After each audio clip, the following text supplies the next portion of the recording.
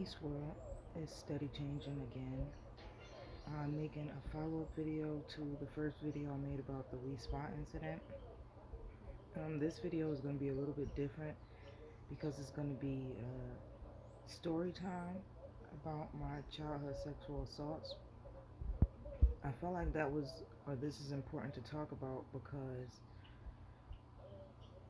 I feel like it'll help eliminate any argument that anybody has on either side of why trans men or same-sex anything should be allowed, or trans people in spaces that they don't have the correct genitalia. I just feel like my story will help people to understand why a lot of us are so unmoved and why you should be too. Because it's just very real. And I think it's starting to. Okay, you gotta wait until it goes off. I think it's starting to turn into a political argument. A lot of my comments have just been political. People on the left, the right, the middle, whatever, the top, the bottom. It's just too much. And I feel like it's distracting people from the very real dangers of this world and of what's going on. Like, this is not a game, and you can't politic your way out of it. I truly don't believe that. I believe politics is just. Hey, mommy! I'm trying to fix it for you. Hold on. I believe politics is just another way to, control. And so I don't get down with the idea of people trying to control me in my face, behind my back. That's a whole nother topic. So yeah, I just wanted to make that part noted though, for everybody who's commenting politically, telling me to check out this party and that party. I'm not interested. I'm simply interested in my safety, and nobody's going to convince me that a politician holds my safety in their hands and that we the people are completely responsible for one another with our votes. And so we always have somebody to blame if something doesn't go our way. I'm not with that ideology at all. I don't care how ignorant that makes me look. I'm not with it. So anyway, to the topic. So, the first incident that I had, the first assault I ever had, I was about 5 years old. I was visiting my dad in New Jersey. My parents had like split custody where we would visit our dad in the summer and holidays and stuff. So I was at my dad's house, and my dad and my stepmom were very religious, and so they knew we went to church a lot. They knew a lot of church people, and they also both worked a lot. My dad was in the military and a cop, and my stepmom was a teacher. So they didn't always have, they rarely had free time to watch us. I mean, when we went on family vacations, a lot of times we went with other family members so they could stay behind and work. Paid for by them, by my dad, but I only went on a few vacations with my dad my entire life because he worked so much. So yeah, I feel like that detail is important to mention just because my first assault happened because my parents, my guardians, worked too much. So it was one day where they were going to work and we needed to be watched by somebody. So they dropped us off to this church lady's house, one of the church moms, whatever you want to call it. And she had like I don't know if it was her son or her grandson. He was about 14 or 15, somewhere around there. Could have been a little younger or older. I'm not sure. I was 5. But we went to her house, and she had a really small house. I don't know if it was an efficiency or if she was disabled and that's why she had a bed in the living room. But I just remember it being a bed in the living room, and all of us, me, my older brother Kyle, who's 2 years older than me, that was my one sibling that was fully biologically my sibling. Like, we had the same mother and father. And then it was my 2 step cousins that my stepmom had adopted from her sister. And I believe one of my little brothers that my dad and stepmom created was born, I believe. Yeah, but he had to only be about 1 or so. So we good girl. So we get there and it's this bed and we're all watching cartoons. Mind you, we hated going to these people's houses to get watched because it's almost the same routine every time. Sit in their smelly house and watch cartoons and like eat bare minimum snacks for hours until daddy gets off work, and it was torture. It was absolute torture. I couldn't wait for my dad to pick me up every time he dropped me off somewhere. But so yeah, so we all wanted to get on this bed to watch the cartoons so we could be more comfortable. It was cold. We all wanted to get under the covers and just, like all lay at the foot of bed and watch cartoons. And so her kid was just like, her son, whatever he was just like, y'all can't get on the bed. So we were upset, and then something made him change his mind and say, well, Shakira, that's my real name, you can get on the bed.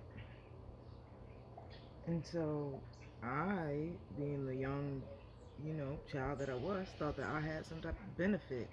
And I thought that, I don't know, I should be happy that he was letting me get on the bed and nobody else.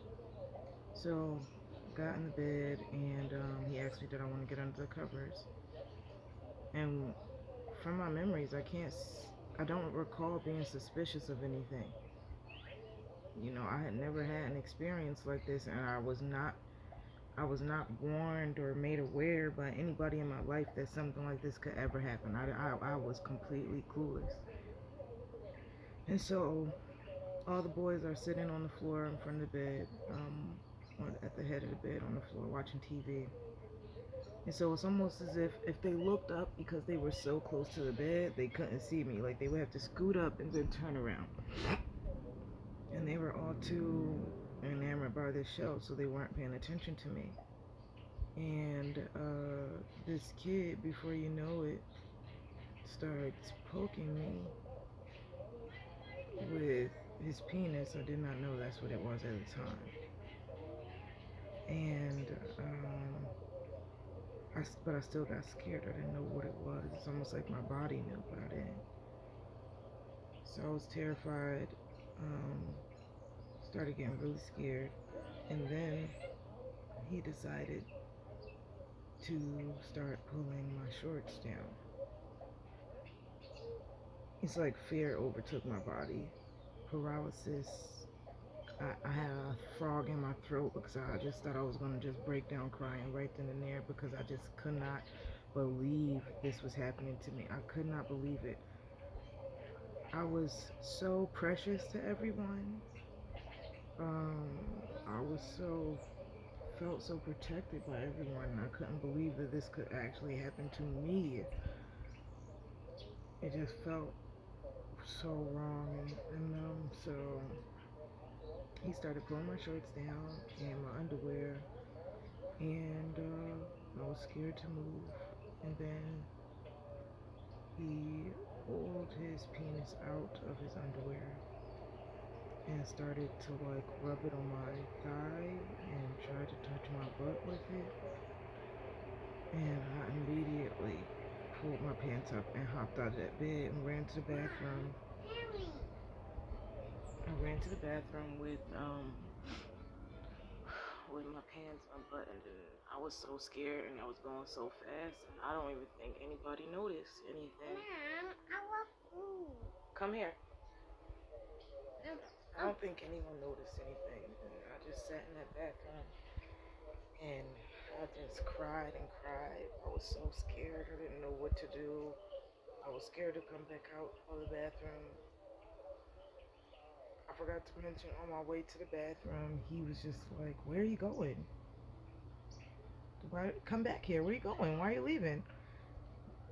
And I just couldn't believe it because it's like this boy expected me to sit there, and even though I didn't know what sex was or anything like that, it's like I almost knew he was going to try to put that thing in my body somehow. I don't know. I just knew. Maybe I had heard about it as a child or something and just couldn't recall. But I knew something was wrong about that. So I just sat in the bathroom and cried. After that, I can't even tell you what happened. Must have forgot. All I could think about was that I just wanted to go home. And I remember him asking me like, "Don't not gonna tell nobody, are you?" And I was really scared, so I didn't tell anybody. Even though my dad's in the military and a police officer, something made me scared to tell him. Even though he was like the ultimate protector. And so I didn't tell him. And so years flew by, I never told anybody. And fast forward to the incident I mentioned in my last video where I was putting my little sister to sleep. And it was probably like 2 in the morning. This is when I'm about 10 or so. It was like 2 in the morning, and she wouldn't go to sleep. I'm the second oldest of 6, so I would keep my siblings, like, if it was on the weekends or whatever the case, they would stay up late with me. I would watch them while my mom and her husband would do whatever. I would watch them a lot. And I actually enjoyed it. I really loved being a big sister. I still do. So it wasn't like I was stuck babysitting. At 10, I didn't have anything else really to do. So I enjoyed it. But this one night, my sister wouldn't go to sleep. And I just knew my mom or her husband was going to come out and get her. I was afraid to take her back there because I had heard them having sex, and I just didn't want to be the one to interrupt. It was too awkward. I didn't want to do that. And so I just laid there, tried to put her to sleep, and before you know it, I see my mom's room door open, and in the place we were living in, the apartment, you could see down the hall to my mom's room from the angle I was laying on the couch, or the end of the couch I was laying on. And I saw this naked man's silhouette open the door and start walking towards me. I immediately got scared. I tried to pretend to go to sleep because I just didn't know what was going to happen. He came, he picked my little sister up and took her back in the room. But it stuck with me forever. I can still see him bending down in front of me to pick her up. I can still see his whole body in my mind. That's not something I want in my mind, by the way. It's just I can't forget it. And it's not like I think about it often at all. It's just when I do, like, relay a story or something, it comes back like a fresh memory. And so that was the beginning of the end of the comfortability that I felt with that man. I was already uncomfortable with him because, put your feet down, baby. I was already uncomfortable with him because he was physically abusive to my mom. But he had never done anything to any of us, any of the kids. And so him doing this made me feel like uneasy. Like, all right, I don't know what to expect from this man. Because like my dad would never do anything like that. My dad was always my rubric for other men. And I just knew that was wrong. But nothing happened. And when I woke up the next day, I didn't tell my mom. I have always been afraid, not anymore. I'm a changed woman, changed person, but I'd always been afraid of confrontation or causing, not even confrontation, but causing issues between other people. I had no problem confronting someone if it had something to do with just me and them. But if I had to go to somebody to tell about something somebody else did, I hated doing that because I hated the feeling of the person who I told on feeling like I told on them and making me feel bad about it. I hated that. So I never told. And then we fast forward to a few years later. Stop, honey. This is my last assault from my childhood.